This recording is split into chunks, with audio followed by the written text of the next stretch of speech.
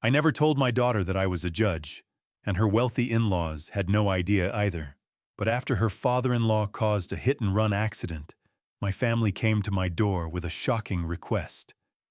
My son-in-law looked me in the eyes and said, "Just say you were the one driving." Then my own daughter whispered, "He has a career to protect, but you have nothing to lose." I didn't argue.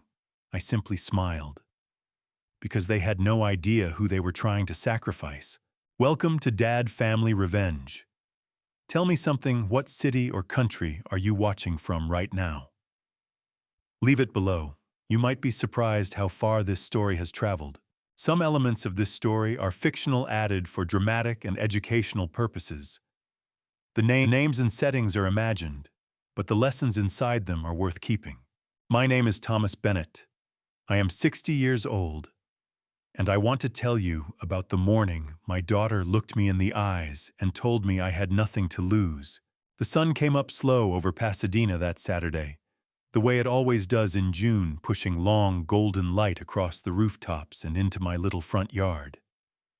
I was sitting on the porch with my coffee, watching the roses along the fence catch the first warmth of the day. Margaret planted those roses 22 years ago, back when Emily was still small enough to fall asleep on my shoulder during car rides.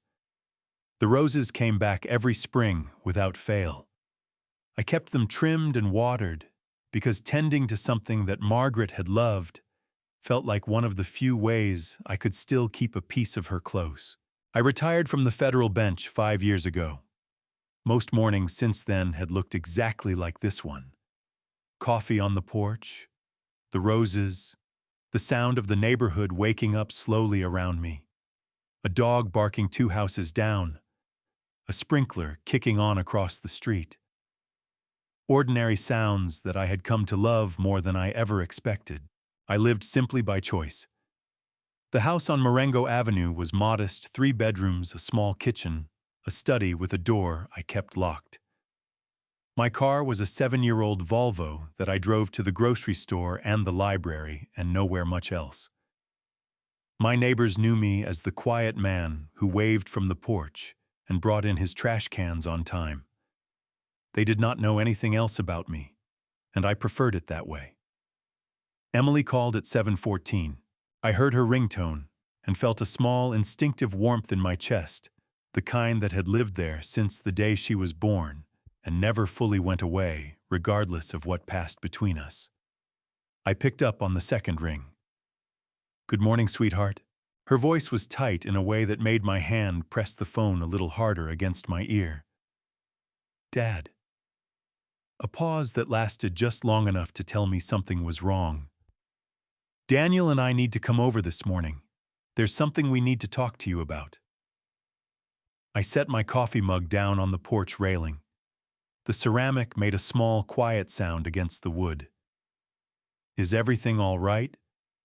Just can we come? We'll be there by 10. "Of course," I said. "I'll put on a fresh pot." She hung up before I could ask anything else. I sat with the phone in my hand and looked out at the roses. The feeling that settled into my chest then was not quite worry and not quite fear. It was something older and quieter than either of those things. In 31 years on the federal bench and in private practice before that, I had learned to pay attention to the moments when a room shifted before anyone said a word. Emily's voice had shifted. Something in it had gone careful and controlled, in a way that her voice almost never was with me. I went inside and washed my coffee cup at the sink. Through the kitchen window, I could see the small stretch of backyard, the old oak tree that Emily used to climb when she was 9 years old, the wooden bench where Margaret and I used to sit on summer evenings and listen to the neighborhood settle into night. I thought about my daughter's voice on the phone. I thought about the careful way she had said Daniel and I, putting his name first, the way people sometimes do when they are delivering a message that belongs to someone else. I changed out of my pajamas and put on a clean shirt and a pair of khakis. I made a fresh pot of coffee as promised. Then I went back to the porch and waited, because waiting was something I had always been good at. At 9:58, a black Mercedes SUV pulled up in front of the house. Emily got out first. She was wearing a pale blue blouse, and her dark hair was pulled back neatly the way she wore it when she wanted to look composed. Daniel came around from the driver's side, straightening his jacket.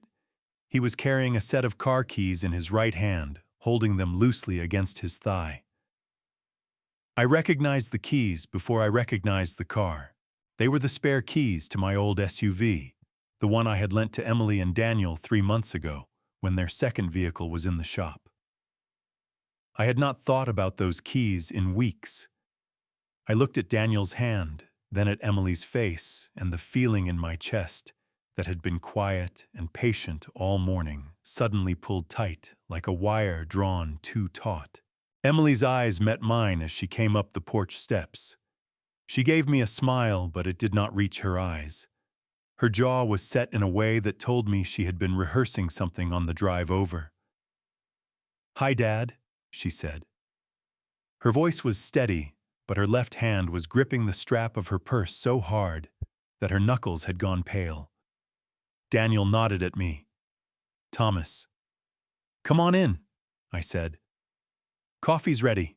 I poured 3 cups of coffee and set them on the kitchen table.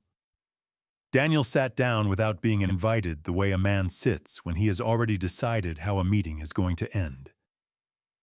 Emily took the chair across from him.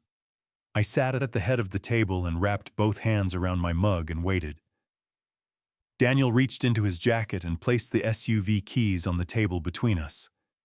The sound they made against the wood was small and flat and final. "There was an incident last night," he said. "My father was driving your SUV home from a company event in Beverly Hills. There was an accident on Sunset Boulevard. A pedestrian was struck." I looked at the keys. Then I looked at Daniel. "Where is the pedestrian now?" "Cedars Sinai. Serious but stable." His voice carried the measured calm of a man who had rehearsed this several times in the car on the way over. "His condition is being monitored." "And your father?" "He's home." My grip tightened around the mug until I felt the ceramic press into my palms. "He left the scene." Daniel's jaw shifted slightly. He panicked. The situation was complicated. "A man was lying in the road," I said. "Your father got back in the vehicle and drove away." Emily's fingers pressed hard against each other on the table. The tendons in the backs of her hands rose beneath her skin like something pulling tight from the inside. She opened her mouth, closed it, then pressed her lips together until the color left them entirely. Daniel leaned forward. "The vehicle is registered in your name, Thomas. When the police run the plates, your name is what comes up. That gives us a window to manage this before it becomes something that cannot be managed." I set my mug down carefully.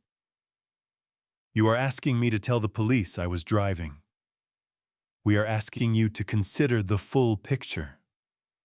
His voice stayed even and controlled the voice of a man who believed every problem had a framing that made it acceptable. "My father runs a company with 430 employees. His arrest would destabilize everything they depend on." I said his name. Just his name, the way I used to say the names of attorneys in my courtroom who had gone one step too far. Daniel stopped talking immediately. I turned to Emily. "My daughter, the person I had driven to soccer practice and helped with algebra homework, and sat beside in a hospital at 2 in the morning when she was 17 and frightened. I looked at her face and needed her to look back at me the way she used to. She did look back, but something behind her eyes was working very hard to hold itself in place. "Emily," I said. "Was I home last night?" Her chin trembled once hard before she caught it. "Dad." Simple question. "Was I home?" She pulled a slow breath through her nose. "Yes," she said. "You were home." "Then you know I was not driving." "I know." Her voice cracked along the edges, and she pressed her fingertips flat against the table as though she needed the surface to stay upright. But if you just say that you made a mistake, that you panicked, we can get you a good dumb attorney, and given your age and your record, the outcome would likely be manageable. Do you hear what you are asking me to do? My voice came out softer than I intended. Her eyes filled.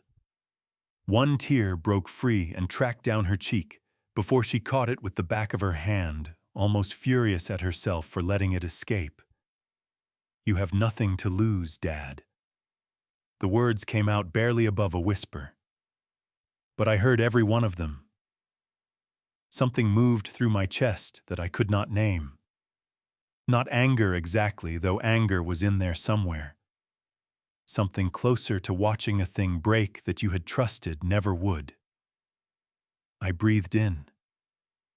I breathed out. I picked up the keys, turned them once in my fingers, and set them back down. All right, I said. I understand. Emily's shoulders dropped completely. The tension left Daniel's face all at once. He reached across and put his hand over hers, and she turned her palm upward and gripped his fingers like a woman grabbing the only rope she could find. I walked them to the door, shook Daniel's hand, hugged my daughter, felt her arms pull around me tight and desperate the way they had when she was small and the dark had frightened her. I held on a moment longer than I needed to. Then I closed the door. I stood in the hallway and counted 3 full seconds while the Mercedes backed out of the driveway. Then I walked to my study, took the key from my pocket, unlocked the door, and pulled open the bottom drawer of my desk. The second phone was exactly where I had left it. The second phone was a prepaid device that I had kept charged and ready in the bottom drawer of my desk for the past 3 years. Only 2 people had the number. One of them was a former colleague from the federal courthouse on Spring Street in downtown Los Angeles. The other was a man named Victor, who had handled the installation of a dashcam system in my SUV 4 years ago, back when I was still receiving the occasional piece of mail that reminded me some people do not forget the judges who sentenced them. I sat down at my desk and called Victor first. He picked up on the 3rd ring. Mr. Bennett? The SUV, I said. The camera system. Is it still running? I heard him pull in a breath. Far as I know, yes, sir. You never asked me to deactivate it. The unit uploads automatically to your private cloud account every 6 hours, as long as the vehicle has been in motion within that window. Last upload would have been hold on. I could hear him typing. 6:14 this morning. Something settled in my chest. Not relief exactly. More like the feeling of placing the last piece of a foundation and knowing the structure will hold. What does the upload contain? I asked. Whatever the camera recorded during the previous cycle, Victor said. Front-facing video, interior audio, GPS coordinates logged every 30 seconds. The system activates on engine start and runs continuously until the engine cuts off. If the vehicle was driven last night, Mr. Bennett, everything that happened inside that car and everything that happened in front of it is sitting on your cloud server right now. I thanked him and ended the call. I want to explain something about that dash cam, because it matters. It was not a standard retail unit. Victor had sourced a commercial-grade dual-channel system front camera covering a 160-degree field of view through the windshield interior camera positioned on the rear-view mirror covering the cabin. The interior microphone was sensitive enough to pick up a conversation at normal speaking volume anywhere inside the vehicle. The cloud upload was automatic and encrypted, tied to a private server account that only I could access. I had paid for it myself after a defendant's associate had photographed my car outside my home in the months following a particularly difficult sentencing. I had never expected the system to matter this much. I did not open the cloud account. Not yet. I wanted to know what was on that footage, but I also understood something that my years on the bench had taught me clearly. The moment you look at evidence before law enforcement, does you create questions about what you saw and what you did with what you saw. I would wait. I would let the evidence exist untouched until the right moment. What I needed to decide now was how long to wait and why. I was still sitting with that question when my regular phone rang. The caller ID read Margaret Whitmore. I answered it. Thomas. Her voice was warm and smooth, the voice she used at charity luncheons and foundation galas, the voice that made large donations feel like personal favors. I hope I'm not catching you at a bad moment. Not at all, Margaret, I said. How are you? Oh, you know. A small practiced laugh. It's been a difficult morning for all of us. I imagine Emily and Daniel explained the situation. They did. I want you to know that Richard and I are deeply grateful for your willingness to help the family through this. She paused just long enough to let the assumption settle. We would never ask something like this without making sure you were taken care of properly. Richard and I have discussed it, and we'd like to set up a financial arrangement. Something meaningful, something that would make a real difference to your quality of life going forward. We were thinking in the range of $300,000 transferred, however would be most convenient for you. I listened to her lay it out. With the patient attention I had once given to attorneys making arguments I already knew I was going to reject. She was good at it. Her voice never wavered. She never used the word bribe naturally.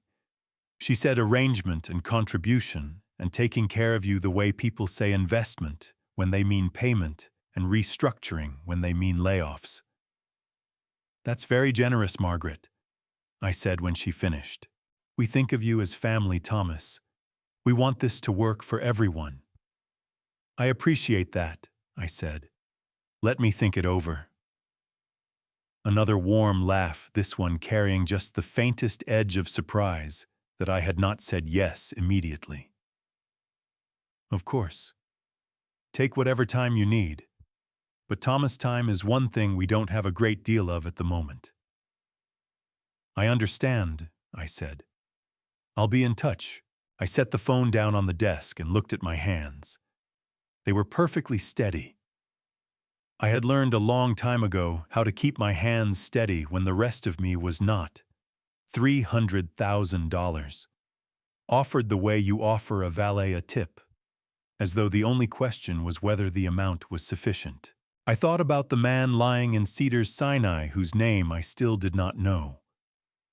I thought about what it meant, that while he was in surgery, this family was in a room somewhere calculating what my silence was worth. Outside, a car turned onto Marengo Avenue.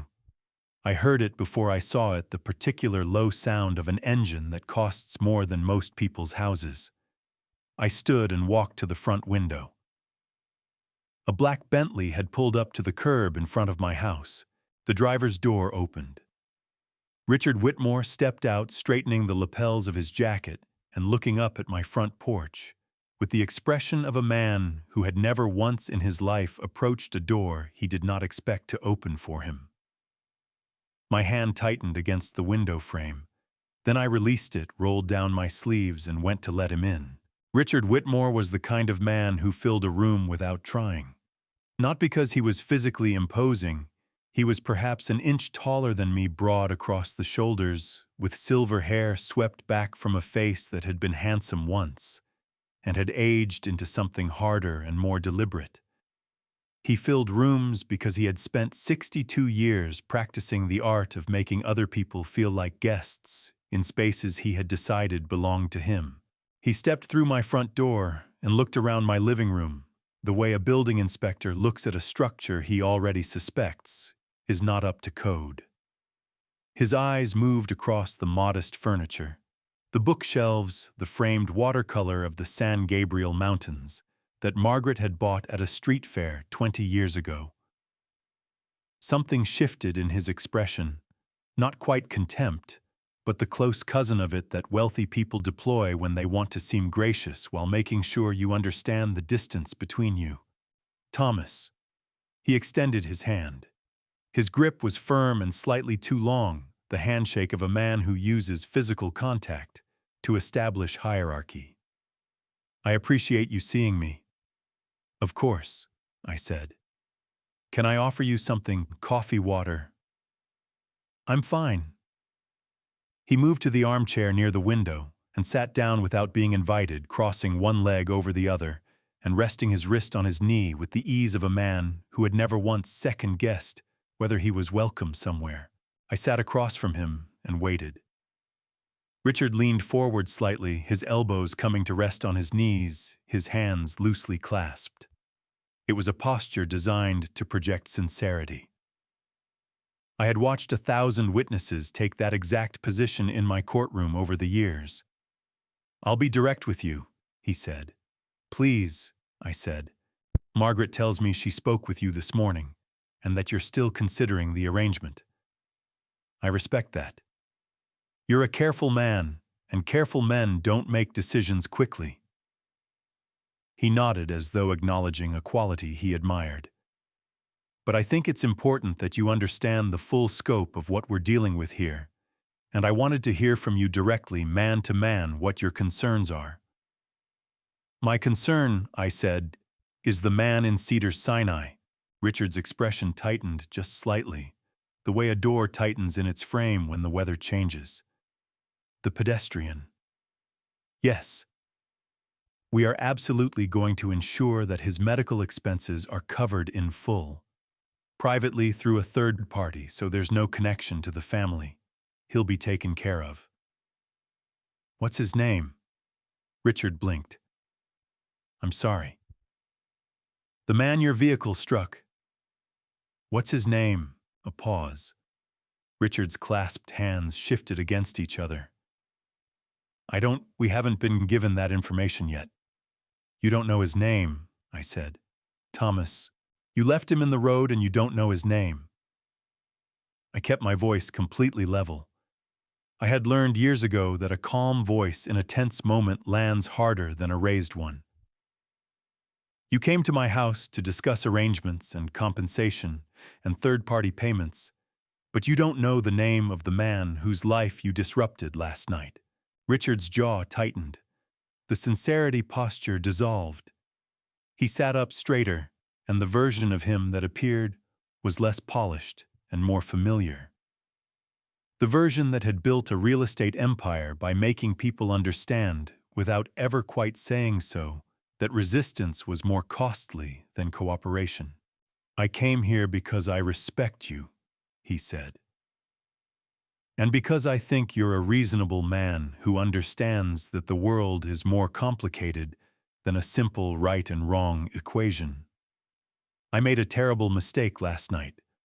I know that. But I also have 400 employees whose mortgage payments depend on that company staying intact. I have a son who has spent 8 years building something real. I have a family. He let that word sit between us. I'm asking you as a member of that family by extension to help us protect it. I appreciate the candor, I said. Richard seemed to take that as encouragement. He reached into his jacket pocket and produced a business card, setting it on the coffee table between us. My personal attorney can draw up a private agreement, something that protects your interests as well as ours. And I want you to know that I have relationships with several people in the local judiciary. Men who understand the value of discretion. He held my gaze steadily. If there are any complications with how this is handled, those relationships can be helpful. I looked at the business card on the table. Then I looked at Richard. When you say local judiciary, I said, are you referring to state court or federal? Richard's chin lifted slightly. I have a contact at the federal level, as a matter of fact. A judge I've known for several years through a mutual colleague. Good man. Understands the way things work. What's his name? I asked. Hargrove. William Hargrove. I nodded slowly. William Hargrove had taken senior status and stepped back from active cases in 2019. He was 74 years old and had not held meaningful judicial authority in 6 years. Whatever relationship Richard believed he had with William Hargrove, it was not the relationship Richard believed it was. I did not say any of this. Instead, I reached forward and picked up Richard's business card from the table. I turned it once between my fingers the way I used to turn a pen when I was listening to closing arguments and wanted the attorney to think I was still undecided. "I'll be in touch," I said. Richard stood smoothing the front of his jacket, and the confident set of his shoulders told me he believed he had handled this well. He believed he had read me correctly, and that the outcome was already moving in the direction he had chosen. He shook my hand again at the door, the same firm, slightly too long grip. "Thank you, Thomas. I knew you were a reasonable man." I watched him walk back to the Bentley. He did not look back. Men like Richard Whitmore rarely looked back, because looking back implied the possibility that they had left something unresolved. I closed the front door. I stood in the hallway holding his business card and felt something rise slowly in my chest that I could only describe as clarity. The kind of clarity that comes not from figuring something out, but from having something confirmed that you already knew. I took my regular phone from my pocket and found the number I had saved 2 hours earlier when I had looked up the direct line for the LAPD Detective Division handling the Sunset Boulevard incident. I pressed call. "Detective Morales," said the voice on the other end. "Detective," I said. "My name is Thomas Bennett. I believe you've been looking into an incident involving a vehicle registered in my name. I think it's time we met in person." I did not know what happened inside the Whitmore house that evening until much later, when investigators pieced it together from phone records, financial transactions, and the account of a man named Harrison Webb, who turned out to be the only person in that room with enough professional self-preservation instinct to walk out before things got worse. I am going to tell you what happened there, because you need to understand what was being built against me while I was sitting in my kitchen eating a bowl of soup and waiting for morning. The meeting began at 7:30 in the evening in the private study on the second floor of the Whitmore residence in Bel Air. It was a room designed to project authority, dark wood paneling, built-in shelves lined with books arranged more for appearance than reading a mahogany desk the size of a small boat. Richard sat behind the desk. Margaret took the leather chair near the window, her posture as composed as if she were chairing a board meeting. Daniel stood near the fireplace. His jacket off his sleeves rolled to the elbow, a yellow legal pad on the mantel beside him, with notes already written across the top half. Harrison Webb sat in the chair facing Richard's desk. He had been Richard's attorney for 11 years. He was 52 years old, silver-haired, with the kind of measured, careful face that good defense attorneys develop over decades of hearing things in confidence that they cannot unhear.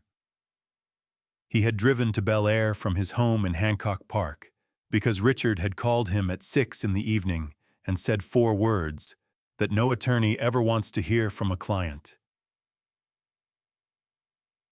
"We need to talk tonight." "Walk me through what happened," Harrison said. "All of it, from the beginning." Richard walked him through it. The gala, the drinks, the decision not to call a driver, the accident on Sunset Boulevard, leaving, the call to Daniel, the plan involving Thomas. Harrison's face did not change while Richard spoke. That was a skill, keeping your face still while your mind was doing something completely different. When Richard finished, Harrison set down his pen, aligned it precisely with the edge of his legal pad, and looked at his client. "The vehicle is equipped with a dash cam," he said. It was not a question. Richard's eyes moved to Daniel. "We don't know that for certain." "Modern vehicles frequently carry event data recorders and camera systems," Harrison said. Before we discuss anything else, we need to know what that car recorded last night and where that recording currently resides. He turned to Daniel. Has anyone checked the vehicle? Daniel's jaw tightened. We returned the car to Thomas's address early this morning. Emily and I drove it back. She, then Thomas Bennett, has had access to whatever that camera recorded since this morning. Harrison picked up his pen again, not to write, but to hold a small physical anchor while he thought through what he was about to say. Here's my professional assessment of your situation. The pedestrian is alive and in the hospital. Law enforcement has the vehicle registration. They will contact Thomas Bennett within 24 to 48 hours if they have not already. Whatever Thomas tells them will form the foundation of this investigation. If he cooperates with your request, that is one outcome. If he does not, and I want to be direct with you, Richard, because that is what you pay me for if he does not cooperate, and if there is camera footage on that vehicle, you are looking at felony hit and run under California Vehicle Code, Section 20001 DUI, causing serious bodily injury under Vehicle Code, Section 23153. And depending on what happens in the next 12 hours, potentially obstruction charges as well. The room was quiet for a moment, in the way rooms go quiet when something true has been said out loud that everyone was hoping to avoid hearing. Daniel was the first to speak. What if we provide our own evidence? There's a convenience store on Crescent Heights about a block from where the accident happened. They have an exterior camera. I know someone who works in video production, someone discreet who could work with that footage. Make it show what we need it to show. Harrison's pen stopped moving. What you are describing, he said, his voice dropping to the particular register that attorneys use when they need a client to understand that a line is being crossed, is fabrication of evidence. Under California Penal Code, Section 134, that is a felony. If you solicit someone else to do it, that adds conspiracy charges. If you use that fabricated footage to support a false statement to law enforcement, you are looking at additional counts of obstruction and potentially suborning perjury under federal statute. Daniel's eyes went flat. I understand the risks, Harrison. I don't think you do. Harrison set his pen down on the legal pad and pushed back his chair. He did not stand yet, but the intention was already in his posture. In the careful way he squared his shoulders. Richard, I have represented you through 3 acquisitions, 2 regulatory investigations, and a lawsuit that should have cost you significantly more than it did. I have done that because I believed you were a man who understood where the line was, even when you were walking close to it. His voice was not angry. It was something more final than anger. What is being proposed in this room tonight is not walking close to the line. It is manufacturing false evidence to destroy an innocent man's credibility. I will not be part of that. I cannot be part of that. Richard's face darkened. Harrison, I'll send you a formal withdrawal letter in the morning. Harrison stood buttoning his jacket with the unhurried movements of a man who had already made his decision and was simply completing the physical steps of leaving. I strongly advise all 3 of you to stop talking about this tonight and to contact separate independent counsel first thing tomorrow morning. And Richard, he paused at the door, one hand resting on the frame. His voice dropped further, almost gentle. That man in Cedars-Sinai has a family too. He left. The door clicked shut behind him.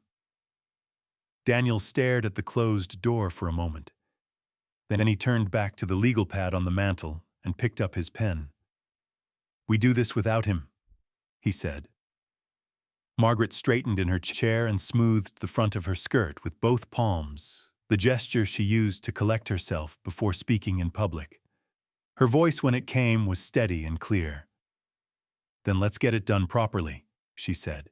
Neither of them mentioned the man in Cedars-Sinai again that night.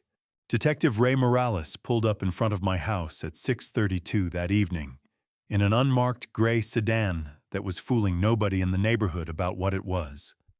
I had been watching for him from the kitchen window, and I noticed the way he sat in the car for almost a full minute before getting out, looking at the house, looking at the yard, looking at the roses along the fence with an expression I recognized from my years on the bench.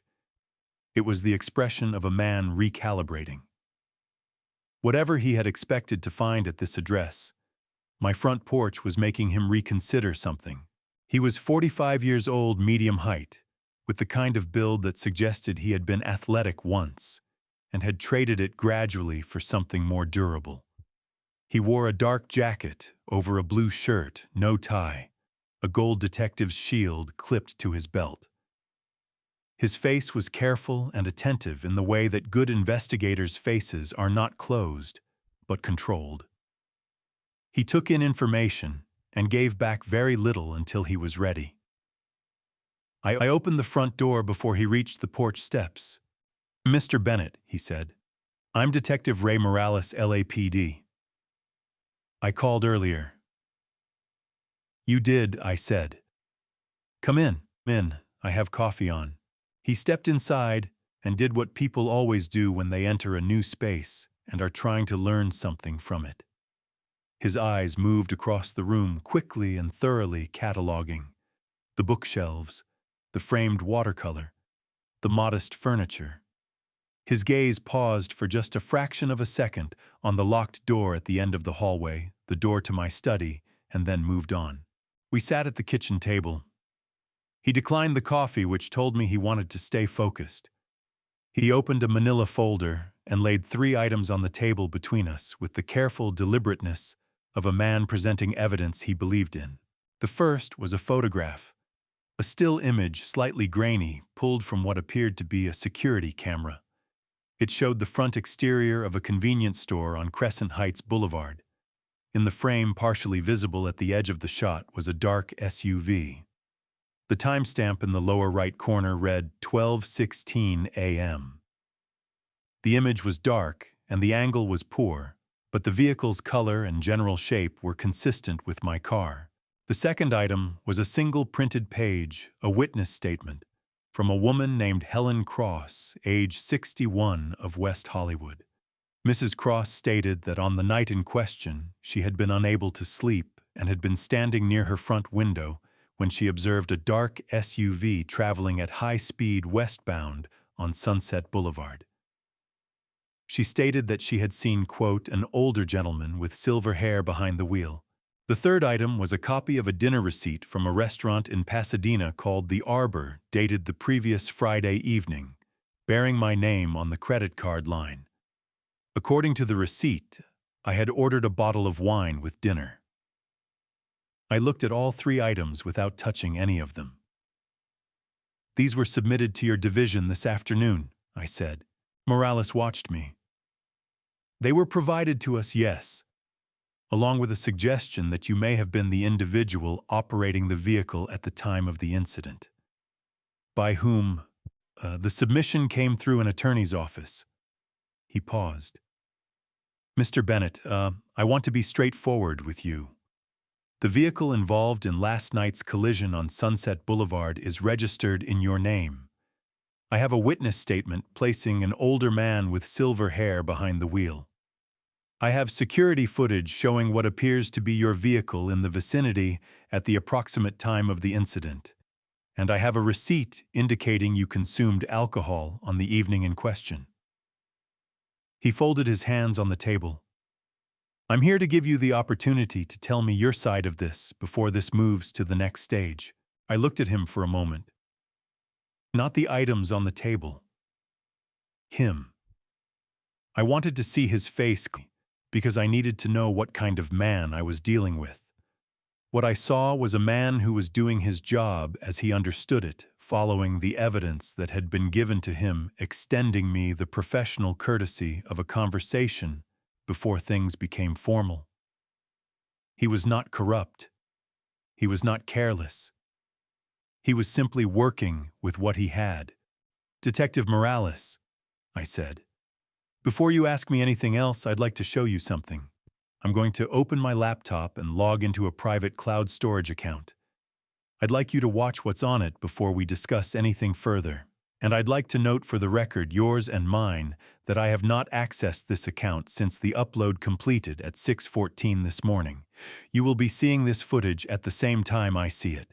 Morales's expression shifted slightly. Not surprise exactly. More like the recalibration I had seen on his face in the car outside the quiet internal adjustment of a man who has just understood that this conversation is going to go somewhere different than he anticipated. "What kind of footage?" he asked. "My SUV has a commercial-grade dashcam system," I said.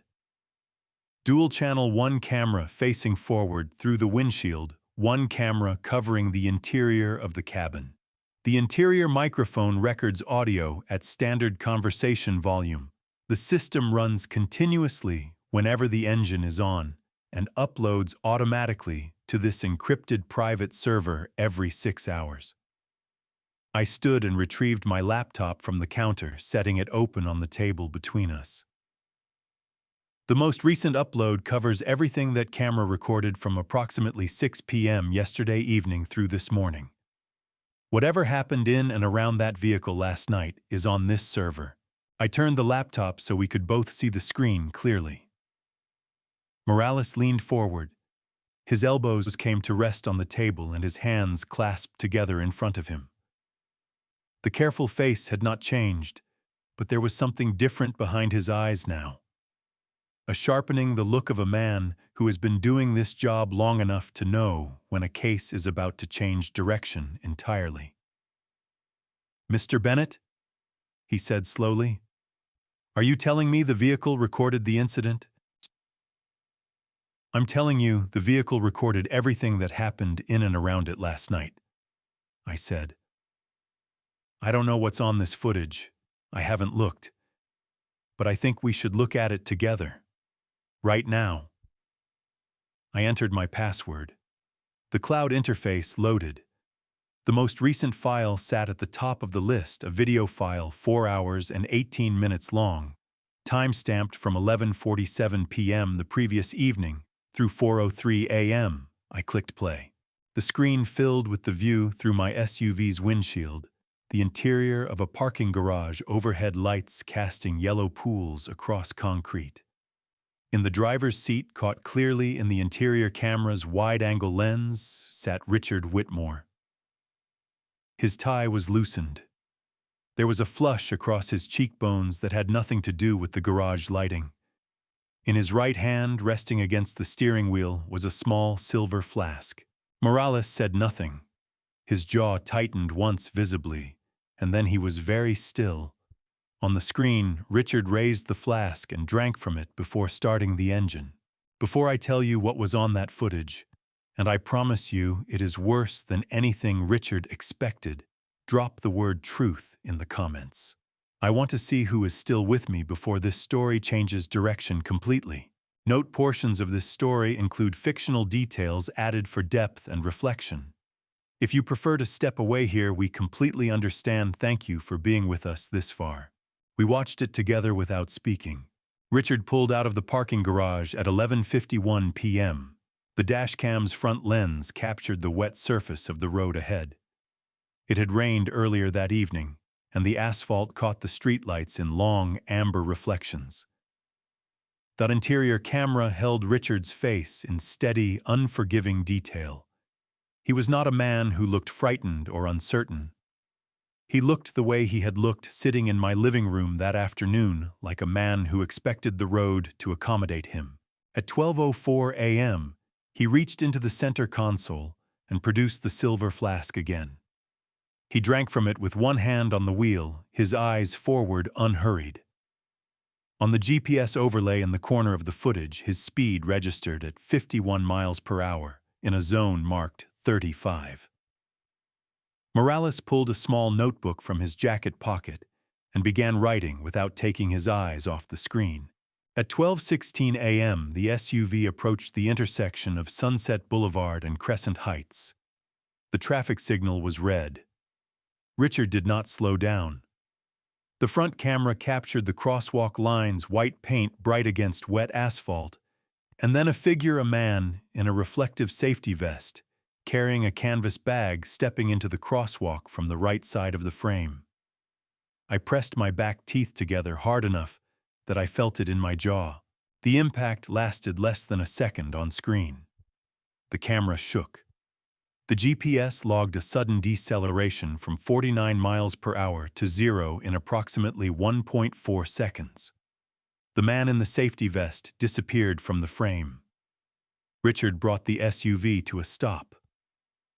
4 seconds passed. I counted them. Then Richard Whitmore drove away. Morales had stopped writing. His pen was still touching the page of his notebook, but it was not moving.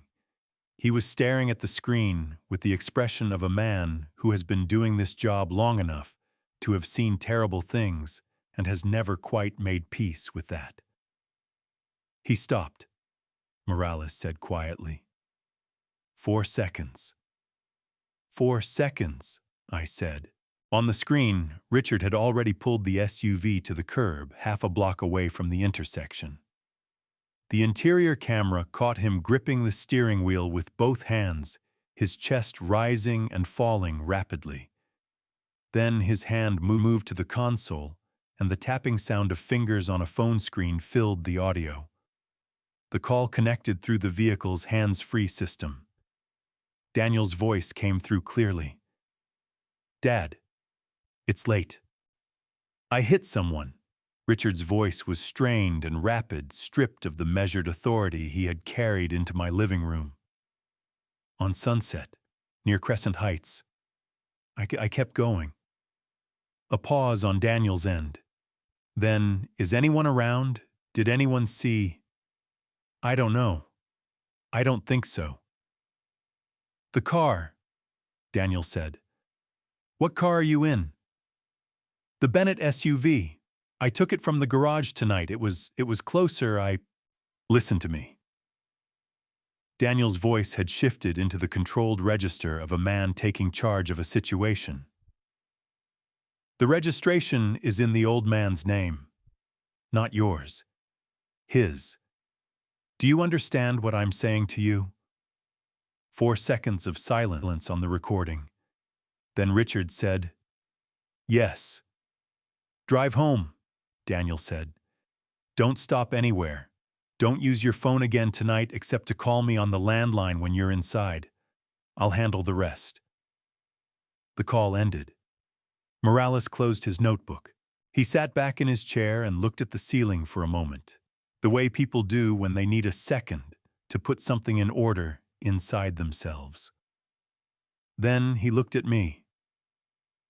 "Mr. Bennett," he said, "the footage from the convenience store that was submitted to my division this afternoon."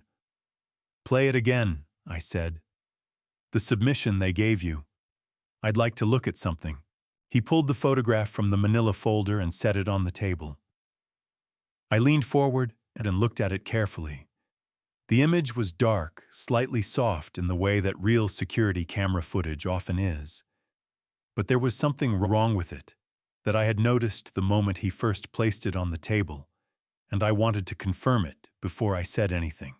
"Look at the area around the vehicle's rear wheel well," I said, "in the lower left quadrant of the image. Do you see the way the shadow gradients shift, that stepping pattern where the darkness changes in discrete blocks rather than continuously?" Morales bent over the photograph. "That is called compression artifacting," I said. "Specifically, the pattern produced when artificial intelligence upscaling software is applied to a low-resolution source image and then re-exported. The software fills in detail that was not in the original footage by essentially guessing what should be there. When it does that, it creates these block patterns in areas of gradual tonal transition, like shadows." I straightened up. "Someone took a piece of security footage, processed it through an AI upscaling program, inserted or modified content, and then exported the result. The shadow artifacts around that wheel well are what the software left behind. Morales looked at the photograph for a long moment. Then he looked at me. His voice when he spoke was very quiet. "Who are you, Mr. Bennett?" I folded my hands on the table in front of me. "That," I said, "is what I've been waiting for the right moment to tell you.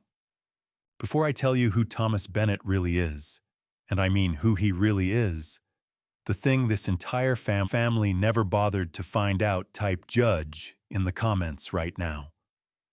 Because what comes next is the moment Richard Whitmore's entire plan collapsed before he even knew it had started.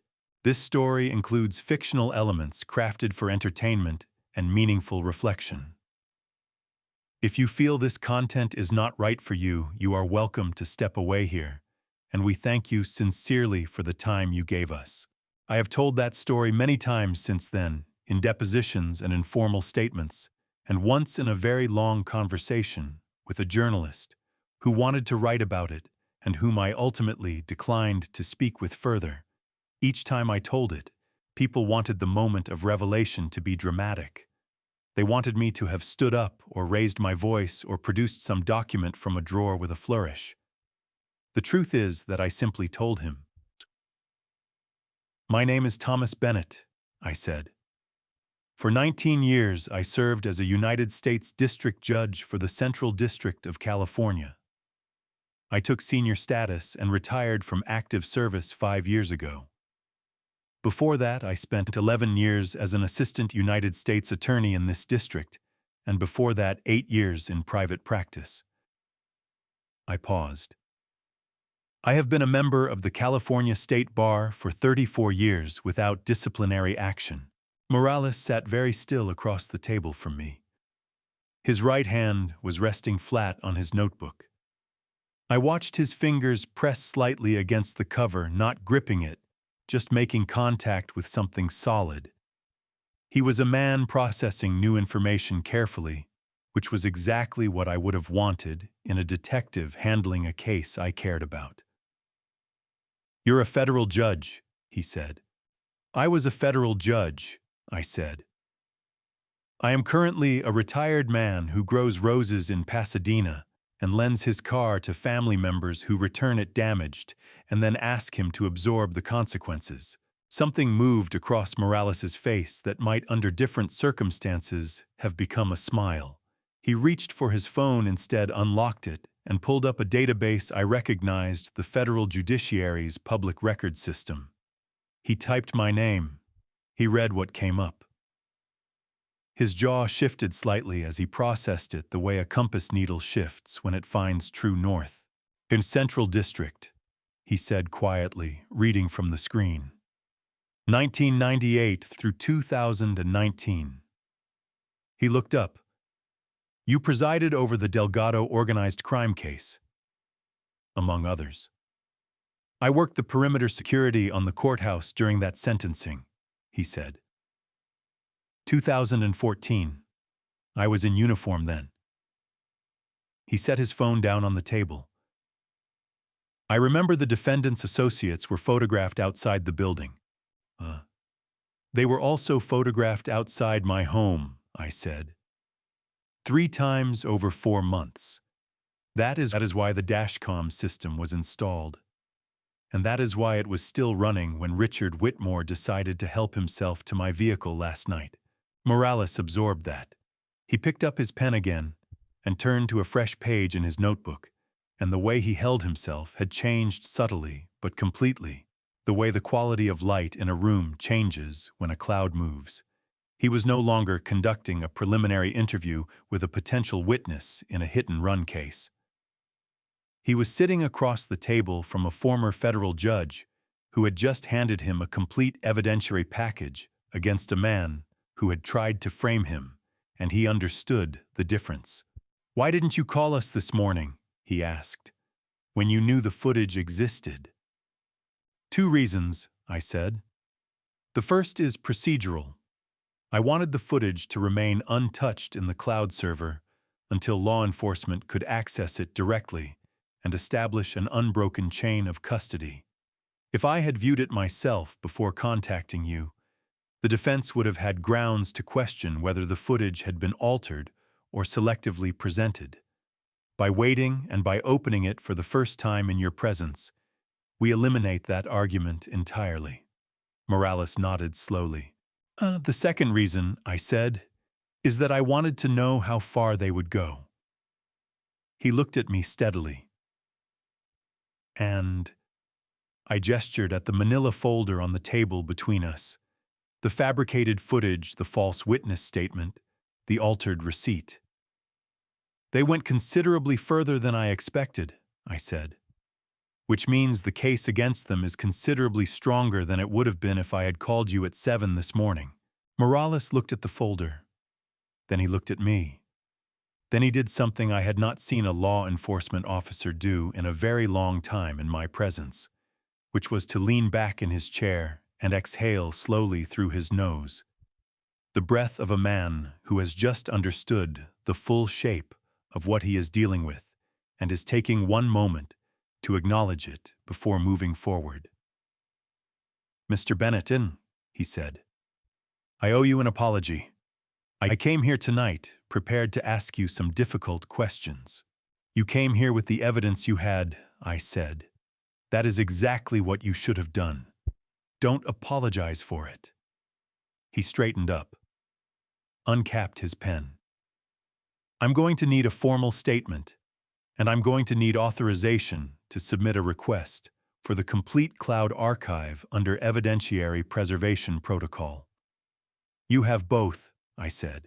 He nodded and began to write. The kitchen was quiet around us, except for the sound of his pen moving across the page, and somewhere outside, the last birds of the evening settling into the oak tree in my backyard.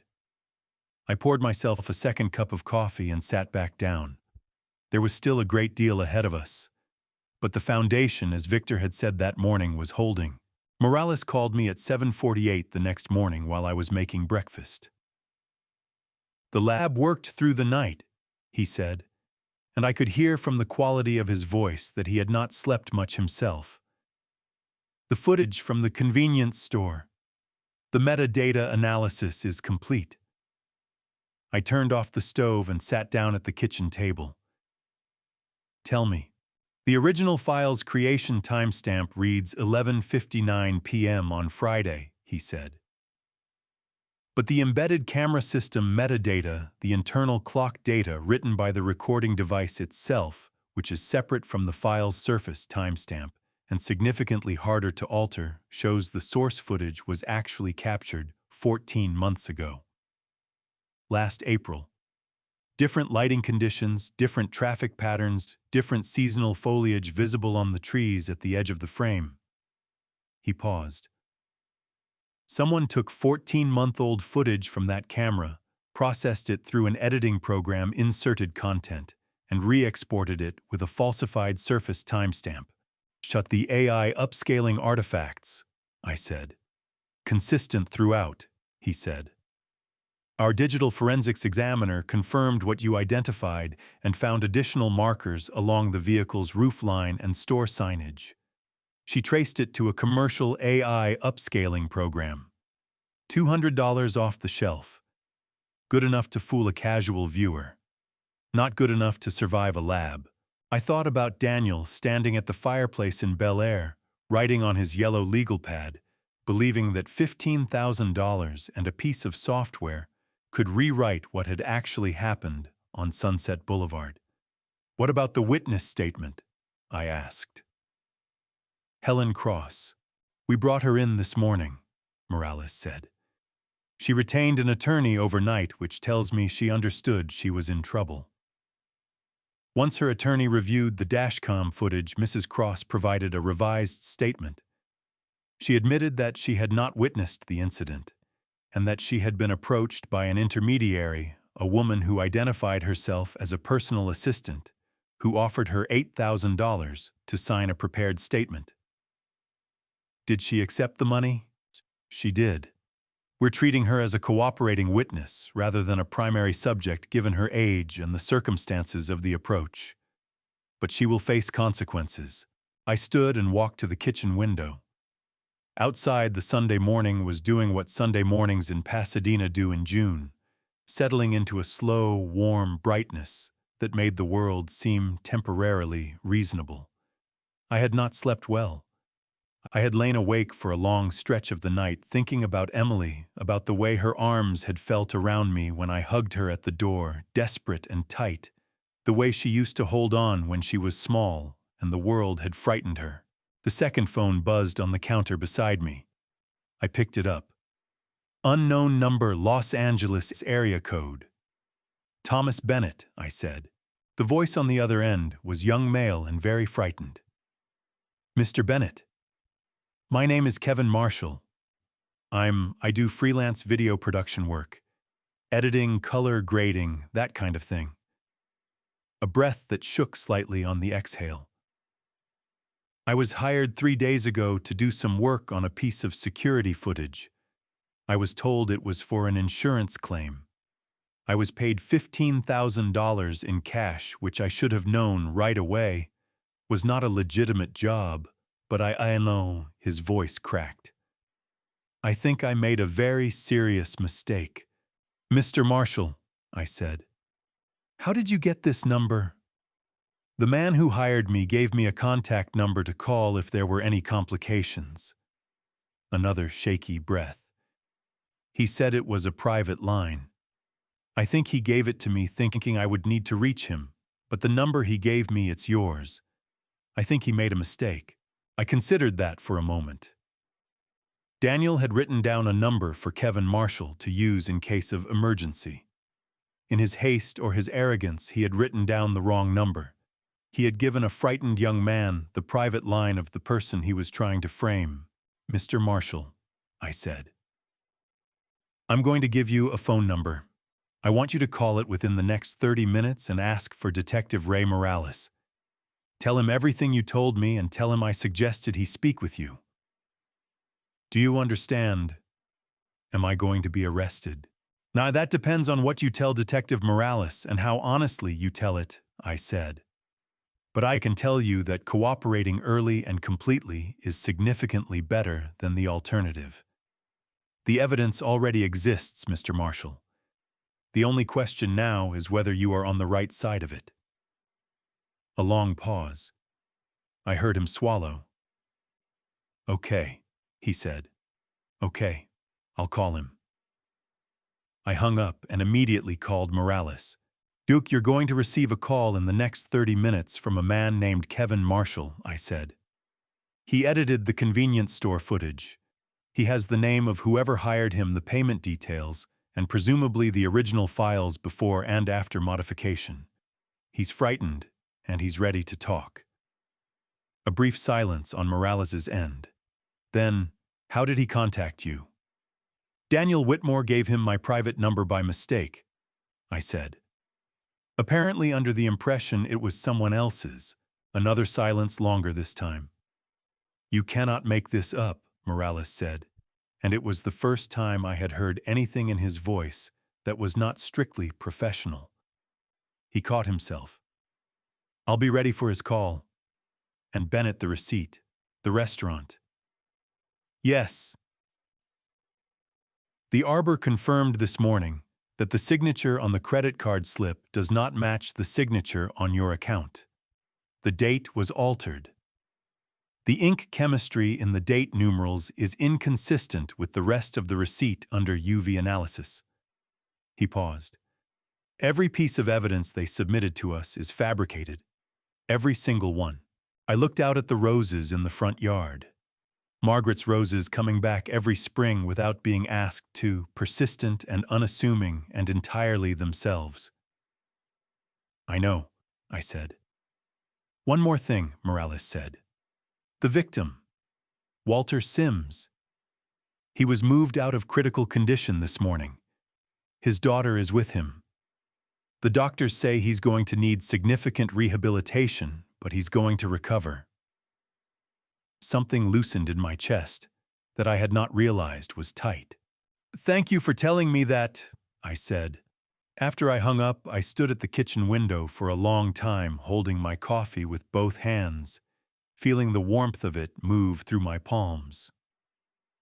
Outside, a sprinkler came on across the street. A dog barked twice and went quiet.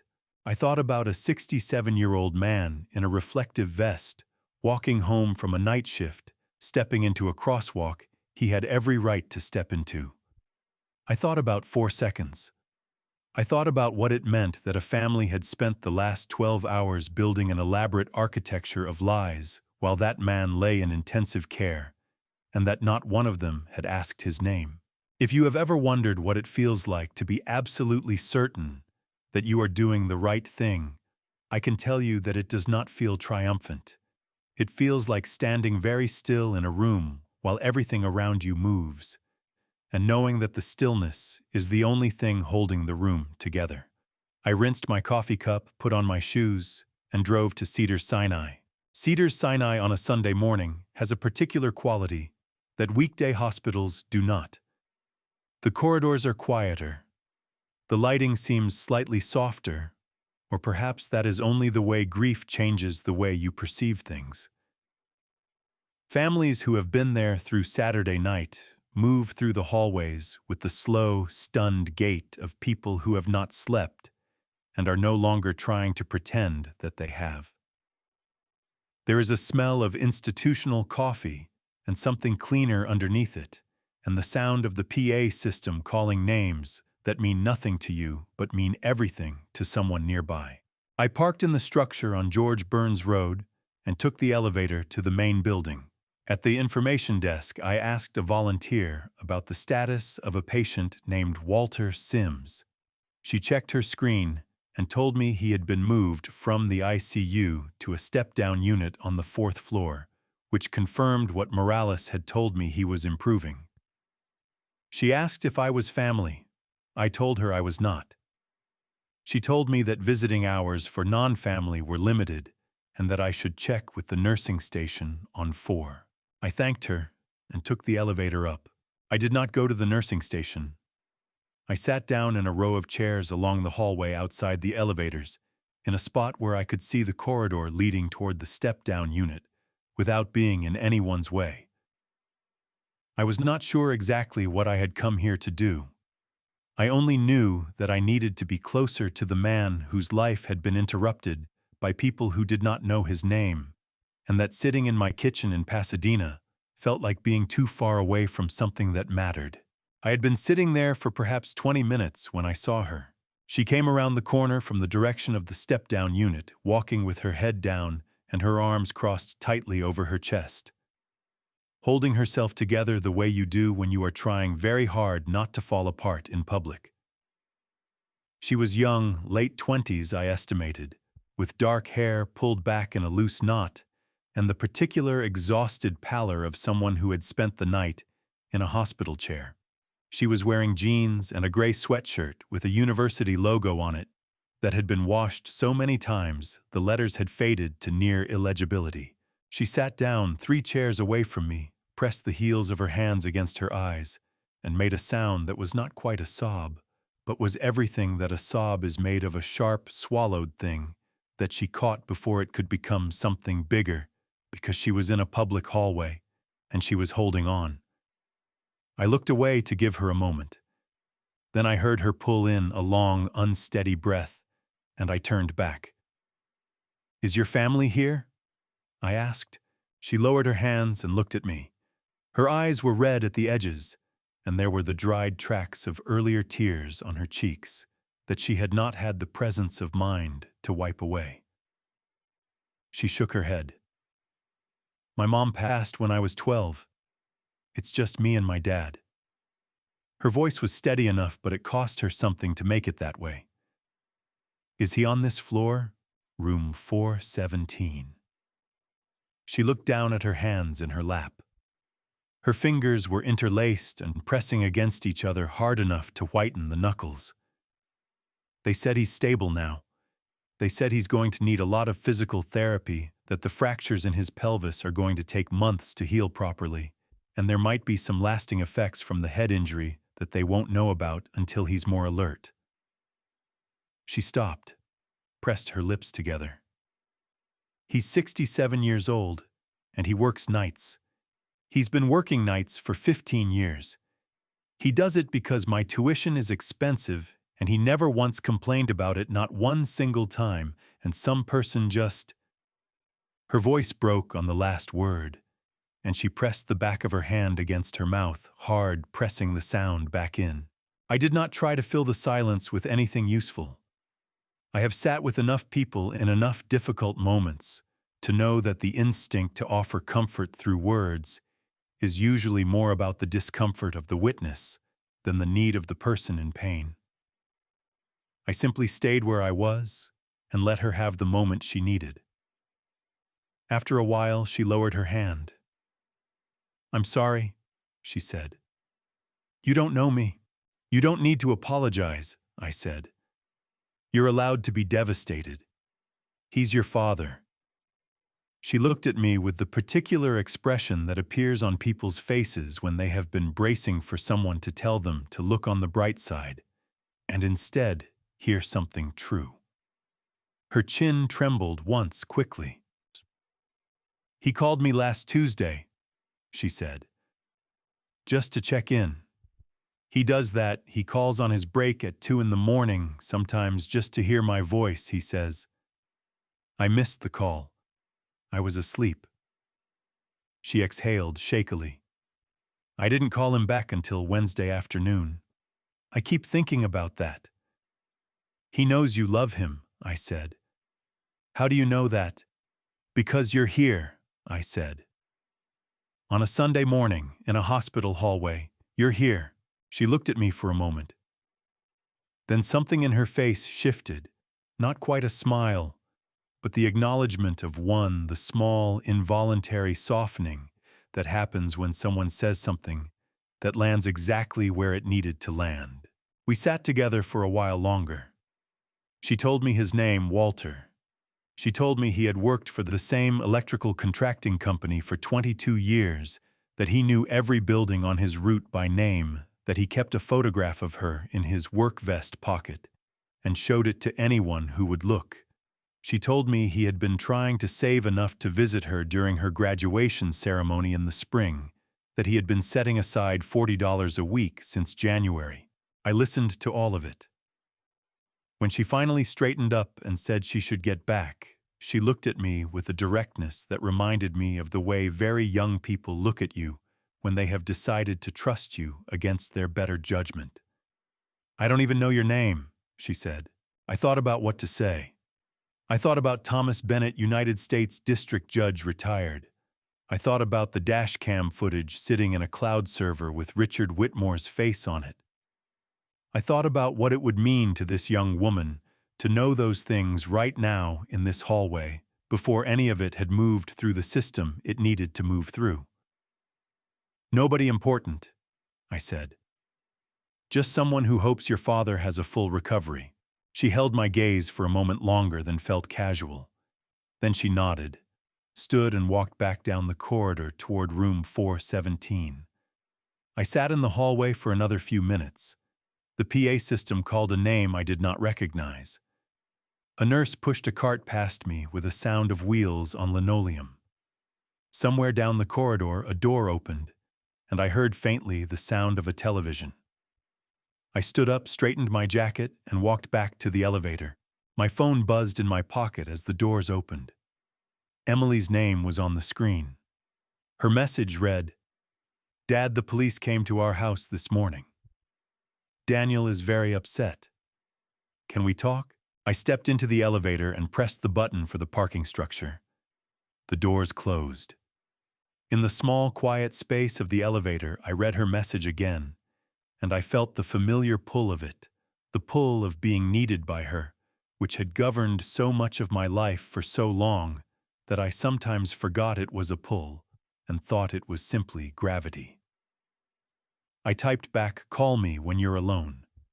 Not with Daniel. When you're alone." Then I put the phone in my pocket and drove home. She called at 11:19, and I knew from the first sound of her breathing that she was in her car. People sound different when they are alone in their cars. There is a quality to the silence around them, slightly enclosed, slightly acoustically flat, and they speak differently too, as though the car is a confessional that belongs to neither one place nor another. Emily had called me from her car before during difficult stretches of her marriage, and I had learned to recognize the particular quality of honesty that came with it. "I'm in the parking lot of a grocery store on Pico," she said. "Daniel thinks I'm getting coffee." "How are you, Emily?" A sound came out of her that was not quite a laugh and not quite a cry. A compressed, helpless thing caught somewhere between the two. "How am I?" She repeated it flatly like she was reading a phrase in a foreign language. "Dad, 2 detectives came to our house at 8:30 this morning. They asked Daniel to come in for a voluntary interview.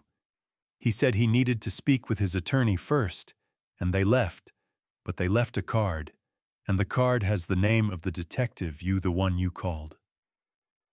"Morales." "Yes," I said. "Daniel spent an hour on the phone after they left." Her voice tightened. "He was talking about footage, about some kind of digital file.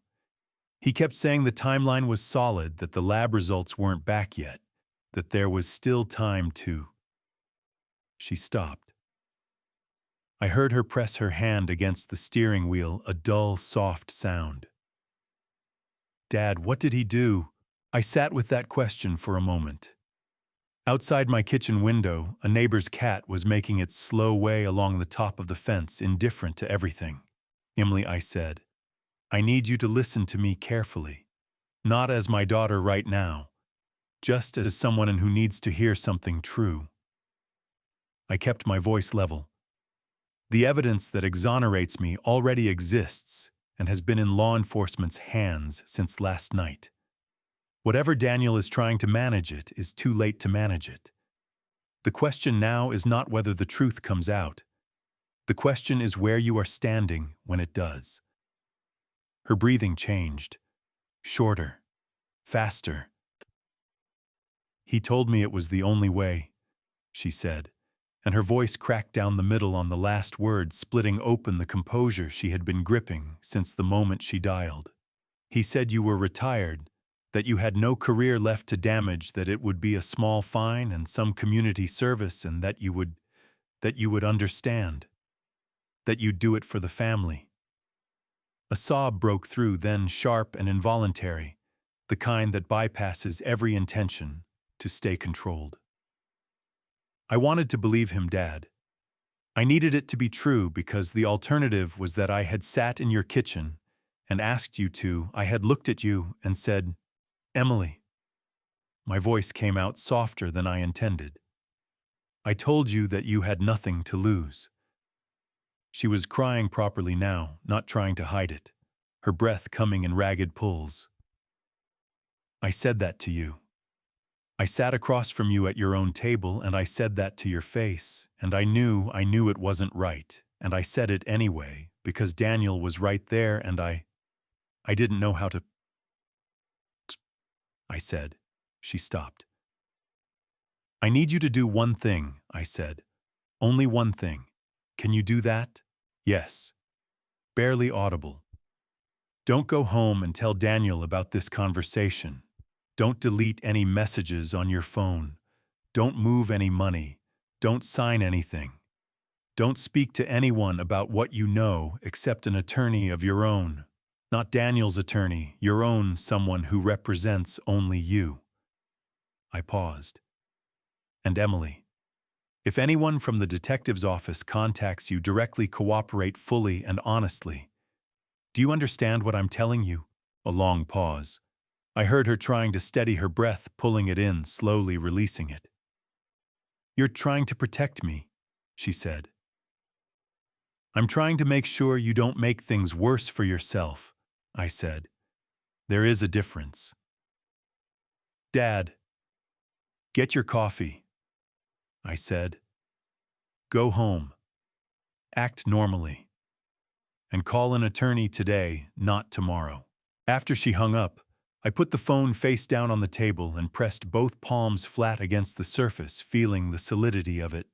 My chest hurt in the particular way it hurts when you love someone and cannot absorb their consequences for them when you have reached the precise limit of what a parent can do. Through the window, the cat had disappeared. The fence was empty in the afternoon light. My phone buzzed. Morales. A single message. Kevin Marshall came in. He's talking. All of it. By 2 in the afternoon, I had received 4 phone calls from Morales, each one arriving, like a stone dropped into still water, each one sending rings outward that changed the shape of everything around it. The first came at 12:41. Kevin Marshall gave us the name of his contact, Morales said. Daniel Whitmore, paid in cash $15,000 delivered to Marshall's apartment in Culver City the morning after the accident. Marshall had the edited footage ready within 18 hours. A pause. The speed of it tells us this was not panic. This was a family that had thought through what to do if something like this ever happened. They had not scrambled in the dark. They had executed a plan. Marshall provided the original source files. Morales continued. Before and after modification, the forensic comparison is unambiguous. The second call came at 1:58. To Helen Cross, Morales said. Her attorney negotiated a proffer agreement this morning. She confirmed she was approached by a woman identifying herself as Margaret Whitmore's personal assistant. $8,000 in cash and a typed statement to sign and memorize. His voice stayed level the way it did when he was reporting things that angered him. She was also told the man involved was a convicted felon. That was not true. It was said to make compliance feel acceptable. I closed my eyes briefly. Margaret had told a 61-year-old woman I was a criminal so that lying about me would feel easier. The third call came at 3:22, and it was shorter than the others. The Arbor confirmed it this morning, Morales said. We pulled their point-of-sale system records directly. Every transaction is time-stamped and linked to the card number at the moment of processing. There is no record of your card being charged on the date printed on that receipt. None. He paused. Their system stores the original transaction data separately from any physical copy. Whoever altered that receipt changed the paper, but had no access to the restaurant's internal logs. The records show no transaction associated with your account on the date in question. Every piece, I said. Every single piece, he said. After the third call, I went outside and sat on the porch. The afternoon had turned warm in the particular way Pasadena Sundays do in June, settled golden unhurried. I sat in it and thought about nothing useful for approximately 10 minutes, which was the closest I had come to rest since Friday evening. Then Carol Simmons came through the gate. Carol was 55, a retired elementary school teacher who had lived 3 houses down for 11 years. She wore her Sunday clothes and carried her phone in both hands like something fragile. Thomas, she said, coming up the steps. I've been deciding whether to bother you since Saturday morning. I've decided I should. She showed me her patio camera footage. Timestamp 1:05 a.m. Saturday, June 14th. 2 people returning my SUV, then leaving in a smaller vehicle. The streetlight on Marengo Avenue caught the woman, clearly dark hair, pale blue blouse. Emily's blouse, the one she wore when she arrived at my door 6 hours later. Carol straightened her spine the way women do when they have made a decision they know is right. Of course, she said, before I even finished asking. You tell me who to call. I called Morales the moment she left. I have a neighbor with residential security footage from 1:05 a.m. Saturday, I said. It shows Emily and Daniel returning the SUV and eliminates any argument that Richard drove it back himself. There was also the matter of Margaret and Judge Okafor, Los Angeles Superior Court, who had called Morales' office that morning to report that Margaret had left him a voicemail asking him to slow the investigation. Okafor had declined immediately and reported her. She had left a voicemail. Morales texted at 6:47, "We have everything. All of it. Tomorrow morning, 7 a.m." I did not sleep well on Sunday night. Not from anxiety. The kind of restlessness I felt was different from that, closer to the feeling you get in the final hours before a long journey, when everything is packed and ready, and there is nothing left to do but wait for morning. I lay awake listening to the neighborhood settle into quiet, and somewhere around 2 in the morning, I got up and made tea and sat at the kitchen table with the lights low, and I thought about the 31 years I had spent in courtrooms, and about the particular quality of the moment just before a verdict is read, when everyone in the room knows that something irrevocable is about to happen, and the air goes tight with it. Morning came the way mornings do after sleepless nights. Not gradually, but all at once, the light simply appearing at the edges of the curtains, as though it had been waiting.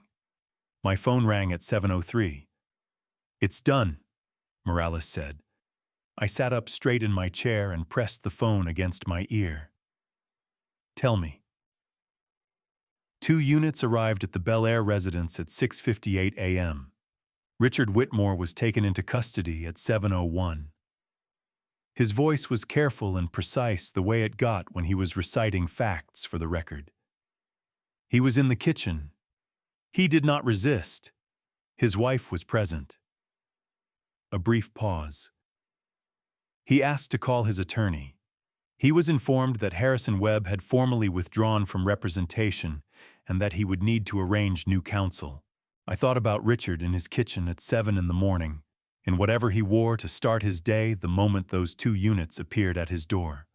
I thought about the expression he had carried into my living room, the absolute assurance that doors opened for him, that systems bent, that the right name dropped into the right ear solved any problem large enough to matter.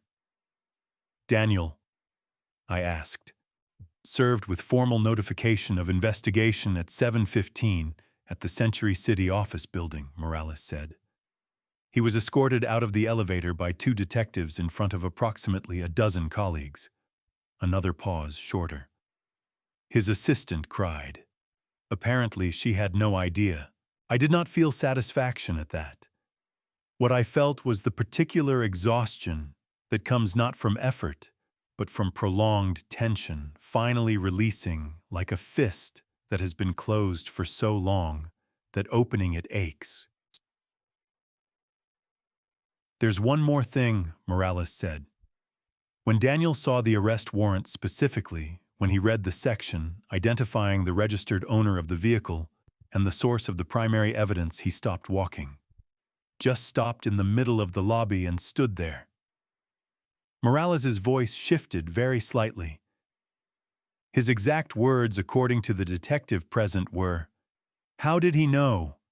How did that old man know?" The question hung in the air between us for a moment. "What did the detective tell him?" I asked. "Nothing," Morales said. The detective told him he had the right to remain silent and suggested he use it. After I hung up, I sat at the table and let the morning come fully into the kitchen around me.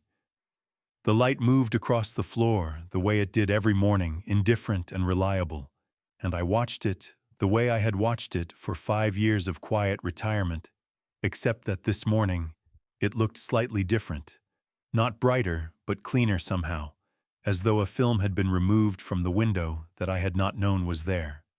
My phone rang again at 7:31. Emily's name on the screen. I answered before the second ring. She did not say hello. The first sound she made was a single broken intake of breath, the sound of someone who has been holding something enormous for a very long time and has finally, in the privacy of this one moment, let it go. Then she said my name, not Dad. Just my name, Thomas, the way she had not called me since she was a teenager, and her voice cracked completely on the second syllable, splintering into something raw and unguarded, and wholly her. "I know," I said. "I'm so sorry." The words came out fractured, barely formed, pushed through tears that had clearly been building since long before this morning.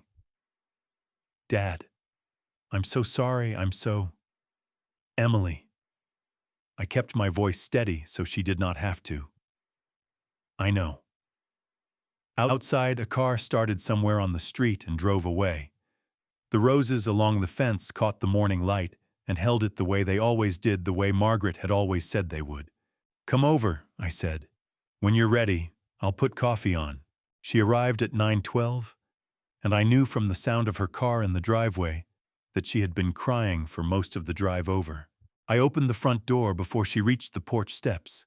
She was wearing the same clothes she had worn the day before, the gray sweatshirt, dark jeans, and her hair was down uncombed, and her eyes were swollen in the particular way that comes not from a single bout of crying, but from hours of it, the kind that leaves the skin around the eyes tender and slightly raw.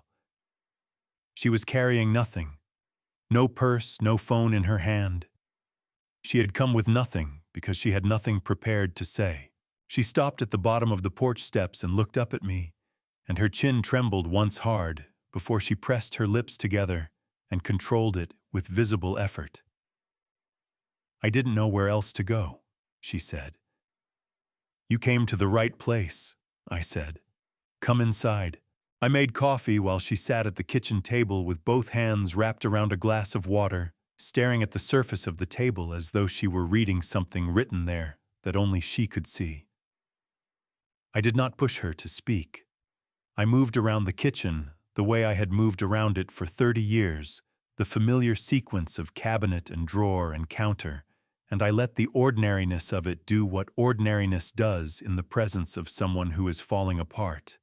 It holds the room steady. When I set the coffee in front of her, she looked up.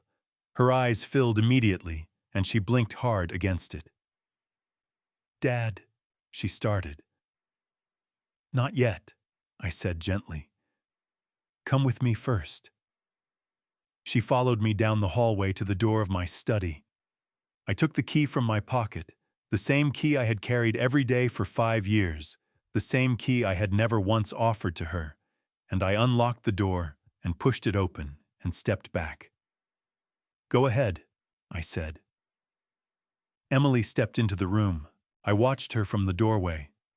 She stopped 2 steps inside and turned slowly the way you turn in a space when you are trying to understand its full dimensions. The morning light came through the single window behind my desk and fell across the room in a long, clean bar that caught the dust and made it visible. The room was not large, but it was full in the way that lives are full when they have been lived with purpose and without audience. Her eyes went to the robe first. It hung on the hook behind the door, black floor length with the particular weight and stillness of a garment that has been worn with great deliberateness many times. She reached out and touched the fabric with 2 fingers very lightly, the way you touch something in a museum that you are not certain you are allowed to touch. Then she turned to the wall. The commission was framed in simple dark wood, the formal language of federal appointment, the seal of the United States District Court for the Central District of California, my name in the precise typography of official documents. Beside it, a photograph me in the robe standing beside the chief judge on the day of my investiture, both of us looking at the camera with the slightly formal expressions people wear when they understand the weight of what is being recorded. Emily's hand came up and covered her mouth. She moved to the bookshelf. The case files, decades of them organized by year, their spines labeled in my own handwriting. The framed letter from the Department of Justice. The photograph of my law school graduation, the one that had lived on a shelf in the living room until Margaret decided it made the room look cluttered and moved it here, and then I had kept it here because I liked having it close when I worked. And then Emily found the small wooden box on the corner of the desk. She looked at it, then looked back at me. I nodded. She opened it. Inside was a medal, the William H. Rehnquist Award for Judicial Excellence, given to me in 2011 by the National Center for State Courts, which was a slight irony given that I was a federal judge, but the committee had not seemed to mind. Beneath the metal was an envelope, cream-colored, sealed with Emily's name written on the front in my handwriting. The handwriting I had used when I was 38 years old before arthritis had begun its slow work on my right hand. Emily picked up the envelope. She looked at my handwriting on the front, and her face did something I did not have a name for: a collapse and an opening happening. Simultaneously, the way a door falls and light comes through at the same moment. "What is this?" she whispered. "A letter I wrote you when you were 18, I said. "I never sent it." She turned it over in her hands. The seal was still intact. She looked up at me with her eyes and her lips pressed together, and her whole face working against itself, fighting something that was fighting back just as hard. "Why didn't you send it?" she asked. I looked at my daughter in the room I had kept locked for 5 years, holding a letter I had written 14 years ago, and never found the courage to mail. And I thought about all the answers that were true, and all the ones that were only partially true. And I decided that after everything that had happened in the past 3 days, she deserved the simplest one. "Because I was afraid," I said. "Come sit down. I'll tell you everything." She arrived at 9:12, and I knew from the sound of her car in the driveway that she had been crying for most of the drive over. I opened the front door before she reached the porch steps. She was wearing the same clothes she had worn the day before: the gray sweatshirt, dark jeans, and her hair was down uncombed, and her eyes were swollen in the particular way that comes not from a single bout of crying, but from hours of it, the kind that leaves the skin around the eyes tender and slightly raw. She was carrying nothing. No purse, no phone in her hand. She had come with nothing because she had nothing prepared to say. She stopped at the bottom of the porch steps and looked up at me, and her chin trembled once hard before she pressed her lips together and controlled it with visible effort. "I didn't know where else to go," she said. "You came to the right place," I said. "Come inside." I made coffee while she sat at the kitchen table with both hands wrapped around a glass of water, staring at the surface of the table as though she were reading something written there that only she could see. I did not push her to speak. I moved around the kitchen the way I had moved around it for 30 years, the familiar sequence of cabinet and drawer and counter, and I let the ordinariness of it do what ordinariness does in the presence of someone who is falling apart. It holds the room steady. When I set the coffee in front of her, she looked up. Her eyes filled immediately, and she blinked hard against it. "Dad," she started. "Not yet," I said gently. "Come with me first." She followed me down the hallway to the door of my study. I took the key from my pocket, the same key I had carried every day for 5 years, the same key I had never once offered to her, and I unlocked the door and pushed it open and stepped back. "Go ahead," I said. Emily stepped into the room. I watched her from the doorway. She stopped 2 steps inside and turned slowly the way you turn in a space when you are trying to understand its full dimensions. The morning light came through the single window behind my desk and fell across the room in a long, clean bar that caught the dust and made it visible. The room was not large, but it was full in the way that lives are full when they have been lived with purpose and without audience. Her eyes went to the robe first. It hung on the hook behind the door, black floor length, with the particular weight and stillness of a garment that has been worn with great deliberateness many times.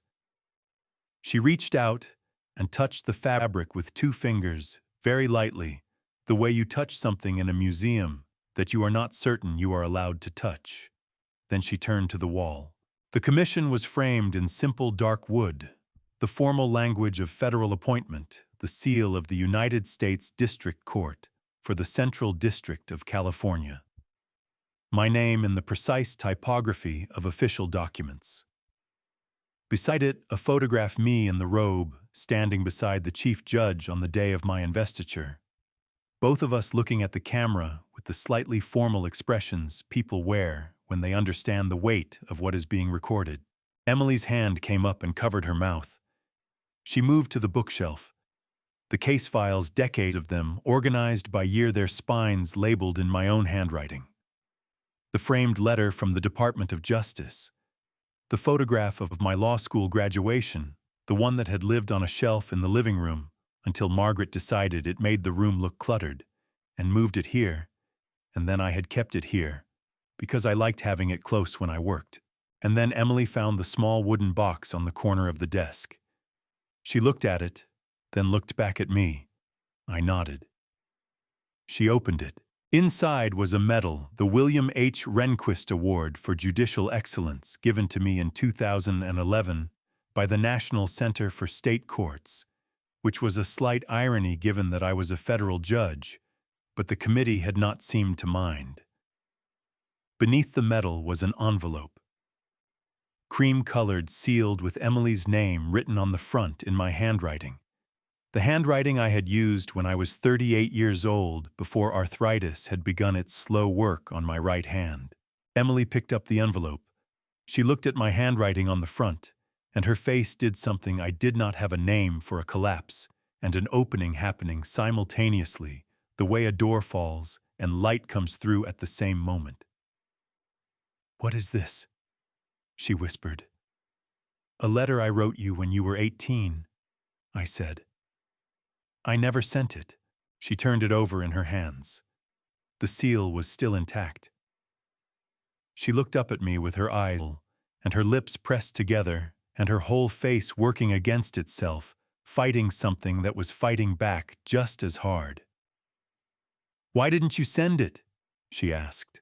I looked at my daughter in the room I had kept locked for 5 years, holding a letter I had written 14 years ago, and never found the courage to mail, and I thought about all the answers that were true, and all the ones that were only partially true.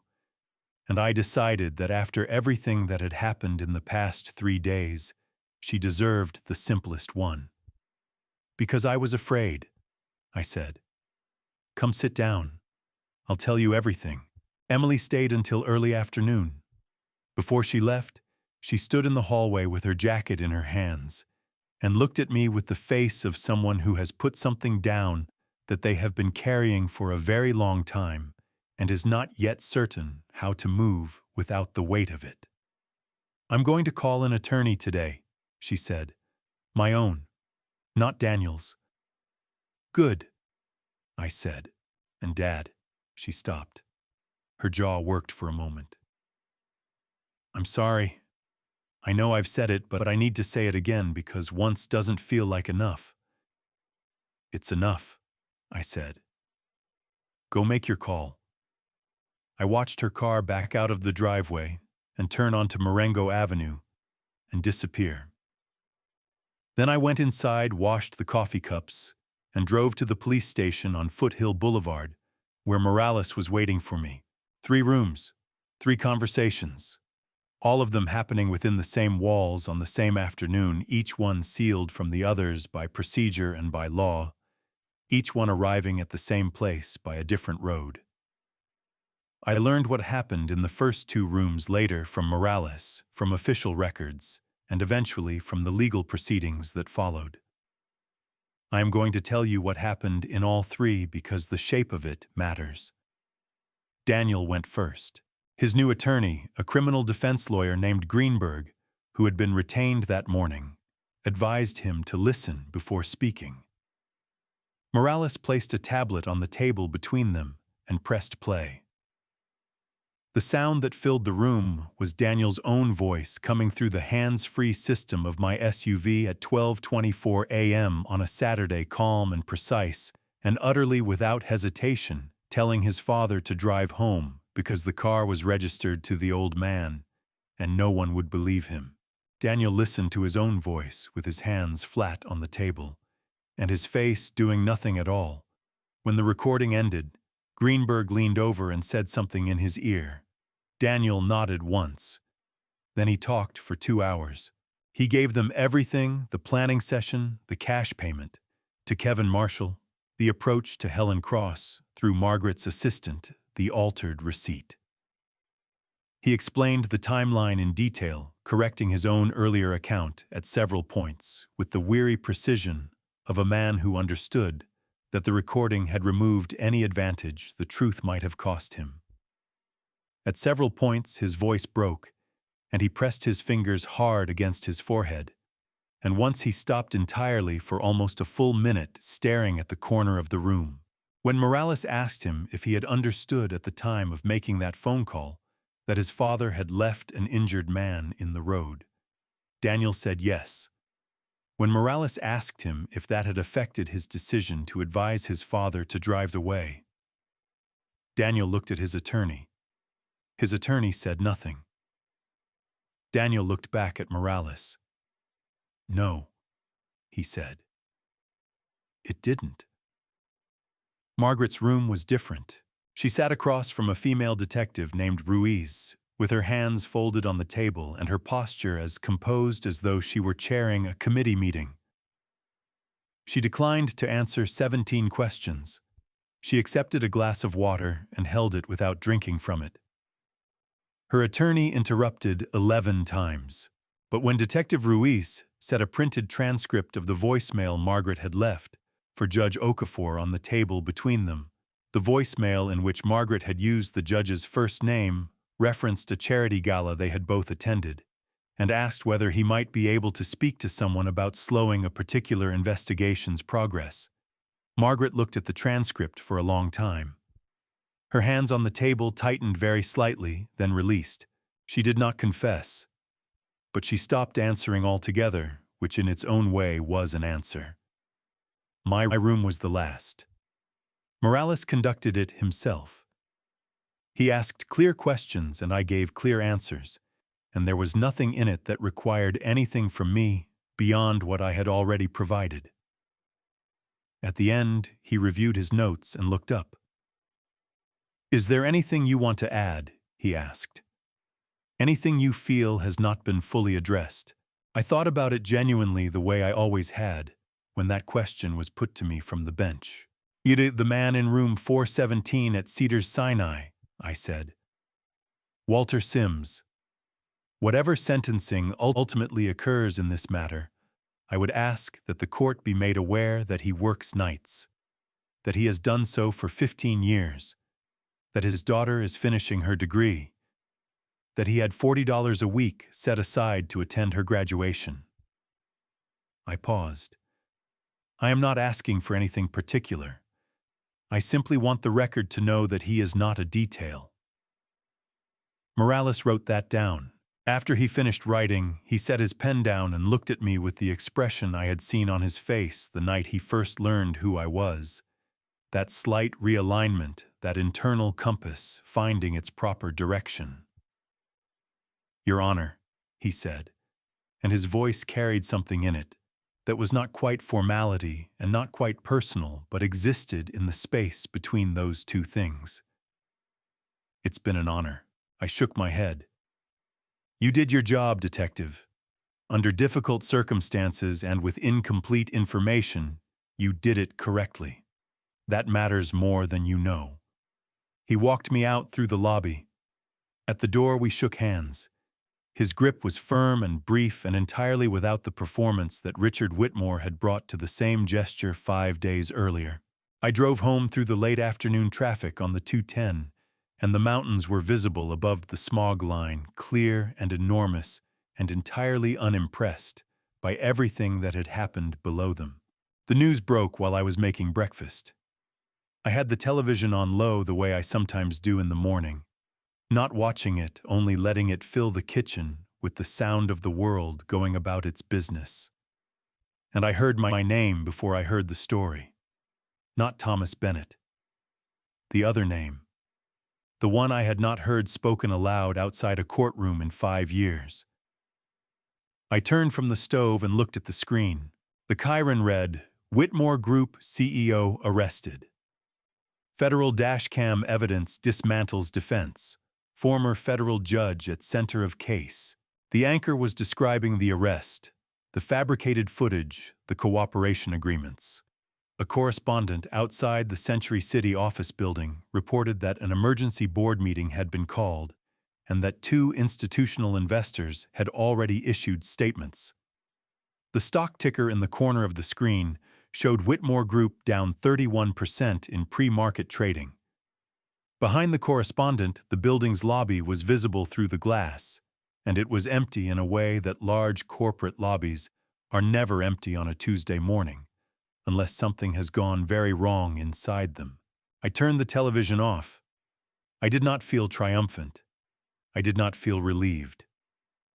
What I felt was a profound and specific tiredness, the kind that comes not from doing too much, but from having held something heavy for too long, and only now being permitted to set it down. I sat at the kitchen table with my eggs going cold, and thought about Richard Whitmore standing in this room 4 days ago in his $1,000 suit, telling me he had relationships with people in the judiciary. I thought about Margaret's voicemail. I thought about Daniel's voice on the recording, calm, immediate entirely, without hesitation, telling his father that the car was registered to the old man and that no one would believe him. My phone rang at 9:47. Mr. Bennett. Jessica Sims. Her voice was different from the last time I had heard it in the hospital hallway, still tired, still fragile at the edges, but carrying something underneath it that had not been there before. My father woke up this morning. Properly. He recognized me. He asked for coffee and complained that the television remote was on the wrong side of the bed. Something moved through my chest so quickly and completely that my eyes went hot before I could stop it. I pressed 2 fingers against the bridge of my nose and breathed. "That is very good news," I said, and my voice came out slightly uneven, which I did not try to correct. "He remembers the accident," she said. "He remembers the vehicle. He said he looked up and saw the headlights, and there was no time." A pause. "He asked me who made sure the truth came out. He said someone must have because he's still here and his daughter is still in school." Her voice broke softly on the last word. I didn't know what to tell him. Tell him someone who understands what it costs to be left in the road made sure it didn't go unanswered, I said. That is enough. After she hung up, I sat at the table for a long time. The cold eggs, the quiet kitchen, the morning light moving slowly across the floor toward my chair, the way it always did, the way it would tomorrow and the day after that, patient and entirely indifferent to everything that had happened in the rooms it moved through. I heard the gate in the front fence open. Through the window, I watched Emily come up the path. She was moving differently than she had the day before, still careful. Still finding her footing on new ground, but upright. She was carrying a small bunch of yellow flowers that she had clearly bought from the grocery store near the highway, because the paper wrapping still had the store's logo on it, and she had not bothered to remove it, and somehow that made the gesture more real than if she had. She looked up and saw me through the window. She raised the flowers slightly, a small, uncertain lift. The question in it was plain. Is this all right? Is this enough? I got up and opened the front door. The coffee is fresh, I said. She came inside. The sentencing was held on December 9th, 2025, in the Los Angeles Superior Court on Hill Street. Accelerated by the fact that all three entered guilty pleas in October, sparing the court a trial, a different building from the one where I had taken my oath, and a different system, but the same city and the same idea of what justice is supposed to look like when it works the way it should. I sat in the gallery. Not at the bench, not at counsel's table. In the gallery, like anyone else who had come to watch the system do what it exists to do. Richard Whitmore received 8 years in a California state correctional facility. Consecutive sentences, felony hit-and-run DUI causing serious bodily injury, destruction of evidence. The court ordered restitution of $850,000 payable to Walter Sims and his family. The Whitmore Group had dissolved 4 months earlier. There was nothing left of the empire except the debt it owed to the people it had hurt. Daniel received 4 years. His cooperation earned him consideration, but manufacturing evidence against an innocent man is not the kind of wrong that cooperation fully repairs.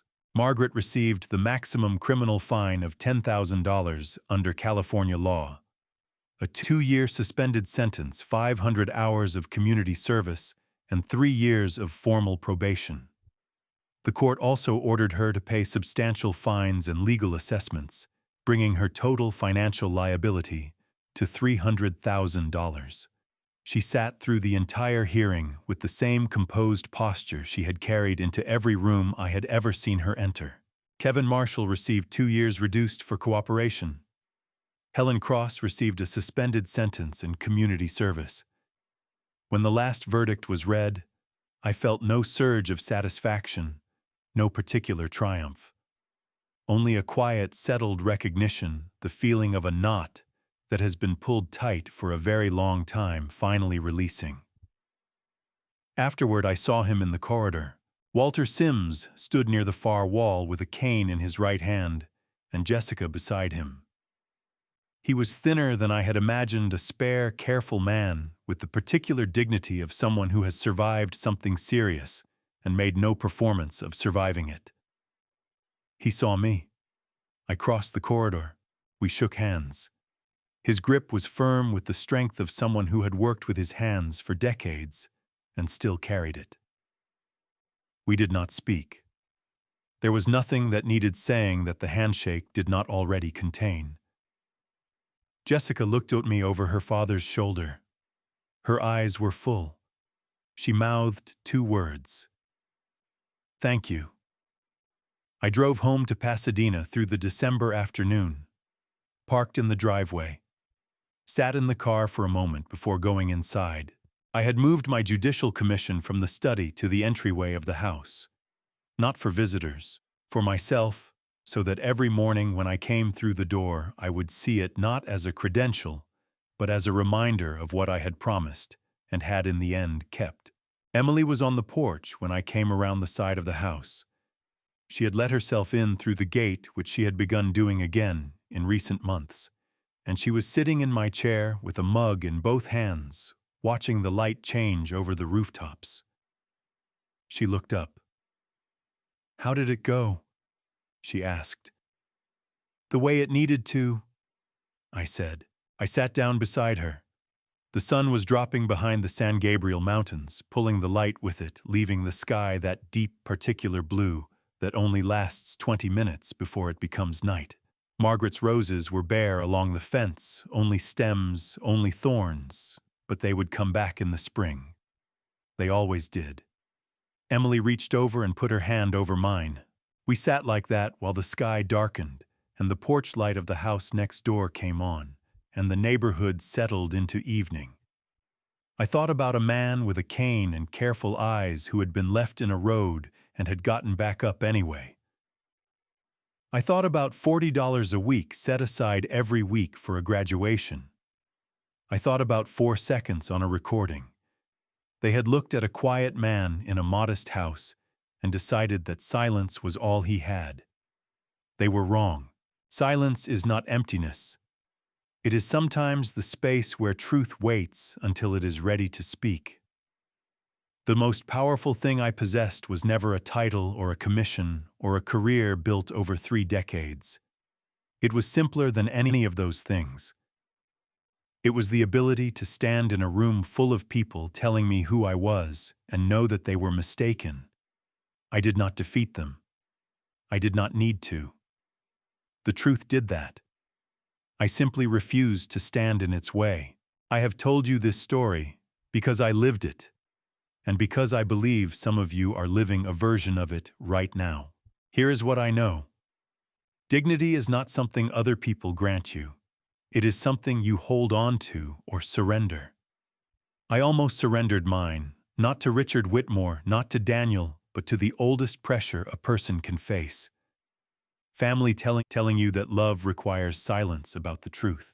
It does not. I believe God places certain moments in front of us, not to break us, but to show us exactly who we are. That night, standing in my own home while my daughter told me I had nothing to lose, was one of those moments. I chose not to bend. This is what family stories revenge looks like in real life. Quiet, patient. A locked door and 60 years of knowing exactly who you are. Do not let the people who benefit from your invisibility convince you that invisibility is all you have. Because family drama revenge is not always loud or dramatic. Sometimes it is a camera recording in the dark and a man who simply refused to lie. That is the heart of every family story's revenge story, worth telling, not the fall of the powerful, but the quiet endurance of the person they underestimated. Every family story's revenge begins the same way someone is told they have nothing. Thomas had everything. He simply chose not to show it. And family drama revenge, when it finally arrives, does not come with noise. It comes with evidence, the kind that was always there waiting. That is what makes every family drama revenge story matter, not the punishment, but the truth that could not be buried. If this story touched something in you, leave a comment below. Tell me, would you have done what Thomas did? Share this with someone who needs to hear it. And if you believe justice still means something, subscribe. More stories are coming. Thank you truly for staying until the very end. The following stories contain fictional elements created for entertainment and personal reflection. If this content is not right for you, we understand completely. Please feel free to explore other content that better suits you.